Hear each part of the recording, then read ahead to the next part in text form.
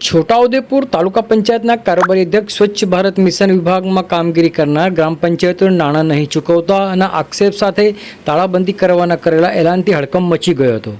છોટાઉદેપુર તાલુકા પંચાયતના કારોબારી અધ્યક્ષ રાજેશભાઈ રાઠવાએ એસબીએમમાં 20 ગ્રામ પંચાયતોમાં સામૂહિક સોકપીટ બનાવવાની કામગીરી કરનાર 20 ગ્રામ પંચાયતોને ₹20 લાખ નાણાં છોટાઉદેપુર જિલ્લા ગ્રામ વિકાસ એજન્સી દ્વારા ન ચૂકવાતા તાલુકા પંચાયત કચેરીના સ્વચ્છ ભારત મિશન ગ્રામીણ વિભાગને તાળાબંધી કરવા માટે સોશિયલ મીડિયા દ્વારા એલાન કરાતા સરકાર સામે ભાજપ પાર્ટીમાંથી તાલુકા પંચાયત સદસ્ય તરીકે ચૂંટાયેલા નેતા મેદાને પડતા તંત્રમાં હડકંપ મચી ગયો હતો। છોટાઉદેપુર જિલ્લા પોલીસ સવારથી જ હરકતમાં આવી ગઈ હતી અને તાલુકા પંચાયત કચેરી ખાતે પોલીસનો ચુસ્ત બંદોબસ્ત ખડકી દેવામાં આવ્યો હતો, પરંતુ તંત્ર દ્વારા મળેલી ખાતરીના કારણે તાળાબંધીનો કાર્યક્રમ મોકૂફ રખાતા પોલીસે હાશકારો અનુભવ્યો હતો। છોટાઉદેપુર તાલુકા પંચાયત કારોબારી અધ્યક્ષ રાજેશભાઈ રાઠવા આજે સવારે 11 કલાકે તાલુકા પંચાયત કચેરી ખાતે તાળા અને ચાવી સાથે પહોંચી ગયા હતા।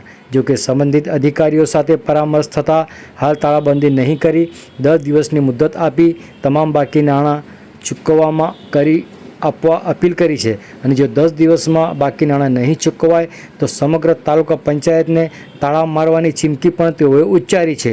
આવો સાંભળીએ આ અંગે છોટાઉદેપુર તાલુકા પંચાયત કારોબારી અધ્યક્ષ રાજેશભાઈ રાઠવા શું કહી રહ્યા છે, સાંભળો તેઓના મુખે। ત્યાં તાળાબંધી કરવા આવ્યા હતા, શું હતો સમગ્ર મામલો અને શું ચર્ચા થઈ? તાળાબંધીનું મુખ્ય કારણ એ હતું કે 1 વર્ષથી પણ વધારે સમય જે જિલ્લા પંચાયત હસ્તક ડીઆરજી કચેરીના માધ્યમથી જે એસબીએમ શાખા જે આવી છે છોટાઉદેપુર તાલુકામાં, એ શાખા દ્વારા આખા છોટાઉદેપુર તાલુકામાં, આમ તો જિલ્લામાં જ છે, દરેક જિલ્લાના જે આપણા તાલુકા છે દરેક તાલુકાના પૈસાનો મજૂરોના ચૂકવણાનો પ્રશ્ન છે જ। તો અમે અમારા છોટાઉદેપુર તાલુકામાં 1 વર્ષથી પણ વધારે જે મજૂરોએ કામ કર્યું છે, જે અને આ કામ કર્યું છે અગાઉ એક એજન્સી કર્યું, તરત જ એ પૈસા ઉપાડીને જતા રહે છે, પણ ત્યાં અમારા સ્થાનિક મજૂરોએ જ્યારે બી કામ કરવાનો વારો આવ્યો છે, કામ કરીને પૂર્ણ કરીને એમને આપ્યું છે ને, આ કામને 2 થી 3-4 વખત તો કલર કામ કર્યું, આ કલર બતાવવા માટે અધિકારીશ્રીઓને। તો આ પેમેન્ટ લેતે લોકોમાં રોષ ઊભી થઈ ગયો કે આ પેમેન્ટ અમને ક્યારે મળશે। ક્યારેક અમારા જોડે ઘર્ષણ થતું હોય છે, પબ્લિક જોડે, મજૂર જોડે। તો તમે નવાઈની વાત તમને કહું, થોડા સમય પહેલાં છોટાઉદેપુર ને દાહોદનું વહીવટી તંત્ર અને છોટાઉદેપુરનું વહીવટી તંત્ર એમાં શું ફરક છે ભાઈ? જમીન આસમાનનો ફરક છે।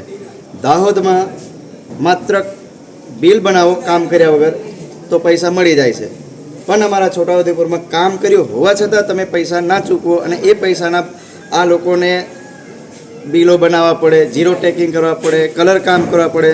તો ગુજરાત રાજ્યમાં અમે પણ રહીએ છીએ સાહેબ, ચાલુ સત્તાના માણસો છે। હું ભારતીય જનતા પાર્ટીનો કાર્યકર્તા છું અને ભારતીય જનતા પાર્ટીમાંથી આવું છું। તો મારે એ સવાલ કરવો છે વહીવટી તંત્રને, આવો ભેદભાવ કેમ દાહોદ અને છોટાઉદેપુરમાં? જ્યારે વિકાસની દ્રષ્ટિએ અમે ભારતીય જનતા પાર્ટીની સરકારમાં બેઠા છે ત્યારે અમે ઘણી બધી વાતો કરતા હોય છે કે અમારી વિકાસશીલ સરકાર છે, વિકસિત સરકાર છે, ત્યારે અમારા મજૂરોએ કામ કરેલું જે મજૂરી લેવા માટે પણ અમારે સંઘર્ષ કરવો પડતો હોય છે। ત્યારે મેં આજે એસબીએમ શાખામાં અમને બાહેધરી આપી છે કે થોડા 5 થી 6 દિવસમાં અમે એ ચૂકવણું કરી દઈશું। જો ચૂકવણું ના કરવામાં આવે તો ફરી પાછો મેં 1 અઠવાડિયામાં સમગ્ર તાલુકા પંચાયતને કચેરીને તાળાબંધી કરીશ। અને આ વખતે તો મેં થોડા લોકો આવ્યા છે અને આવતા દિવસોમાં સમગ્ર તાલુકા પંચાયતને તાળાબંધી કરીશ। જો આ અમારા વિસ્તારના મજૂરોને પૈસા ચૂકવણી ન થાય તો